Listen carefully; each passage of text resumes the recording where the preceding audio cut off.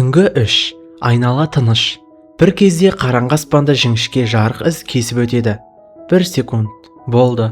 Артынша тағы бірі көрінеді. Тамыздың 12-сінен 13-не қараған түні 1 сағатта 100-ге дейін метеор көрінуі мүмкін. Ал кейбірі 947 жыл бойы ғарышта жүрген шаңнан пайда болуы ықтимал. Бірақ аспан шынымен метеорға тола ма? Қалада тұратын адам қаншасын көреді, және секундына 59 км жылдамдықпен келе жатқан бөлшек жерге түссе не болады? Бұл видеода асыра айтылған әңгіме мен шындықтың арасын ажыратамыз. Соңында сол түні аспанда қай уақытта және қалай бақылау керектігін білесіз. Сәлем достар, сіздермен бірге бәрі бар арнасы. Ендеше кеттік. Сол 1 секундтық жарықтың артында не тұр?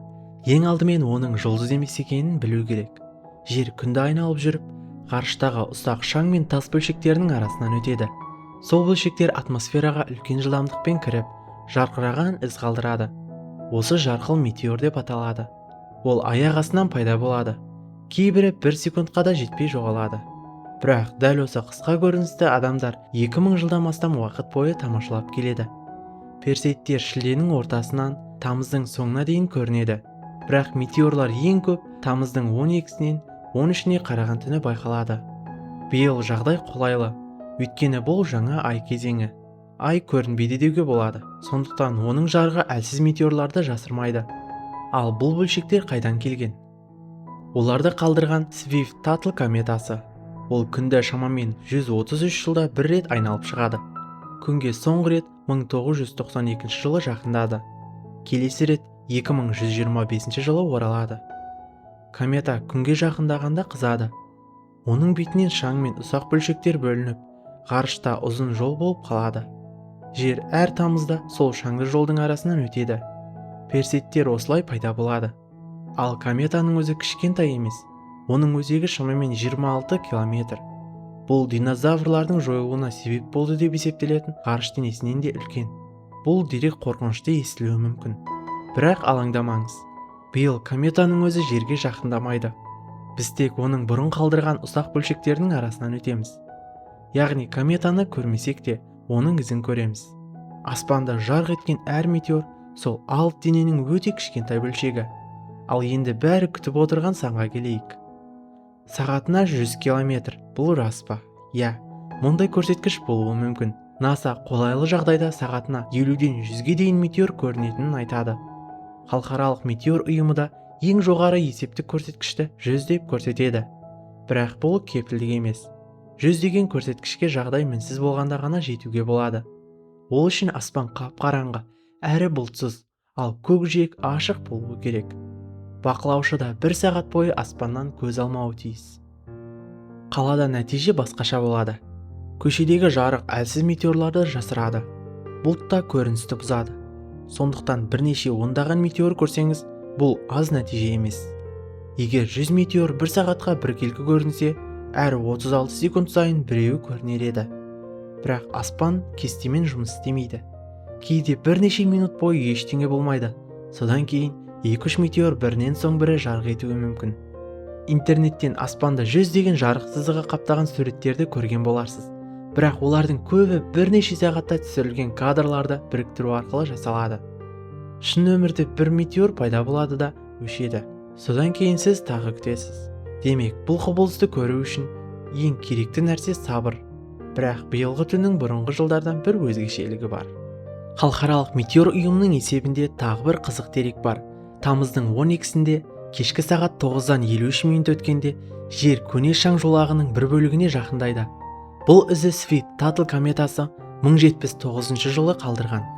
Демек, сол бөлшектер ғарышта 947 жыл бойы қозғалып жүр. Бірақ бір нәрсе белгісіз. Бұл көне із уақыт өте 3 тармаққа бөлініп кеткен. Оның ішінде қанша бөлшек қалғанын ғалымдар нақты білмейді. Сондықтан қосымша қанша метеор пайда болатынына да нақты болжам жасалмаған. Яғни дәл сол уақытта аспан бірден жарқылға толады деген сөз емес. Еш өзгеріс болмауы мүмкін.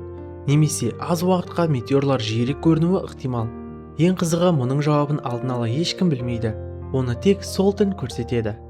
Енді аспанда бір метеор пайда болды деп елестетіңіз. Оны тудырған бөлшек жерге түсуі мүмкін бе? Персейттерді тудыратын бөлшектердің көбі құм түйіршігіндей ғана. кейбірі аспұршақтай болуы мүмкін. Бірақ олардың жылдамдығы секундына 59 км. Мұндай жылдамдықпен шамамен 1000 км-ді 17 секундта жүріп өтуге болады. Бұл шамамен Алматы мен Астананың арасындағы қашықтық. Бөлшек атмосфераға кіргенде алдындағы ауаны қатты қысады. Ауа қызып, жарқырай бастайды. Температура 1600 градус Цельсийден де асуы мүмкін. Бірақ бөлшектердің көбі жер бетінен шамамен 100 км биіктікте толық жанып кетеді. Сондықтан перситтер адамдарға қауіп төндірмейді. Ірірек бөлшек атмосфераға кірсе, аспанда өте жарық отты шар көрінуі мүмкін. Ал жерге дейін жеткен тас қана метеорит деп аталады. Персеид бөлшектерінің жерге жетуі өте екіталай. Сіз көрген 1 секундтық жарық кішкентай бөлшектің атмосферада қалдырған соңғы ізі. Енді ең маңыздысы, осы көріністі жіберіп алмау үшін не істеу керек? Бақылауды тамыздың 12-сінде кешкі сағат 11-ден кейін бастауға болады. Ал Қазақстанда метеорларды тамыздың 13-іне қараған түні сағат 3 пен 5-тің арасында бақылаған дұрыс. Сол кезде Персей шоқ жұлдызы солтүстік шығыс жақта биіктей түседі. Есеп бойынша ең жоғары белсенділік Қазақстан уақытымен таңғы 7 мен 9-дың арасында түседі. Өкінішке қарай сол кезде күн шығып кетеді. Сондықтан біз үшін ең жақсы мүмкіндік таң алдындағы қараңғы уақыт. Қала шамдарынан мүмкіндігінше алыс жерге барыңыз. Аспан ашық, айналасында жарығы аз орын таңдаңыз. Шығар алдында бұлт болжамын тексеріңіз. Телескопта дүрбі де қажет емес. Олар аспанның кішкентай бөлігін ғана көрсетеді. Персеидтерді жай көзбен бақылаған дұрыс. Солтүстік шығыс жаққа қарап бастаңыз. Бірақ бір ғана нүктеге қадалмаңыз. Метеор Персей шоқ жұлдызынан тарағандай көрінгенмен, аспанның кез келген тұсынан пайда болуы мүмкін. Телефонға қайта-қайта қарамаңыз. Оның жарық экраны көзіңізді қараңғылыққа бейімделуіне кедергі жасайды. Көзіңізге кемінде 20-30 минут уақыт беріңіз. Жылы киініп, ыңғайлы жерге шалқалап жатыңыз. Аспанды кеңінен бақылаңыз. 10 минутта ештеңе көрінбесе, кетуге асықпаңыз. Келесі метеор дәл сіз төмен қараған сәтте өтіп кетуі мүмкін. Көп метеор 1 секундқа да жетпей жоғалады. Сондықтан алдымен оны өз көзіңізбен көріңіз. Камераға түсіруді кейін ойлаған дұрыс. Айтпақшы, сол тәулікте әлемнің кей бөлігінде толық күн тұтылуы болады, бірақ ол Қазақстаннан көрінбейді. Ал таң алдында бірнеше планета аспанның бір жағында орналасады. Марс пен Сатурнды жай көзбен бақылауға болады. Уранға дүрбі, Нептунға телескоп қажет. Бірақ әлеуметтік желідегі жердің тартылыс күші 4 минутқа өшеді деген әңгімеге сенбеңіз. Бұл өтірік. Планеталардың орналасуы жердің тартылыс күшін өшіре алмайды. Шын құбылыс онсыз да жеткілікті қызық. Персеидтерге жалған сенсацияның қажеті жоқ. Сол түні сіз дәл 100 метеор көрмеуіңіз мүмкін. Бәлкім бірнешеуін ғана көресіз.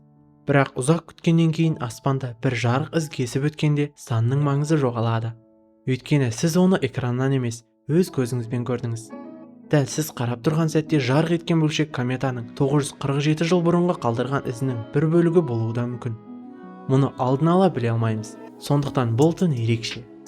Сіз аспанды қай қалада бақыламақсыз? Пікірге жазыңыз. Егер видео ұнаса лайк басып, бәрі бар арнасына жазылуды ұмытпаңыз.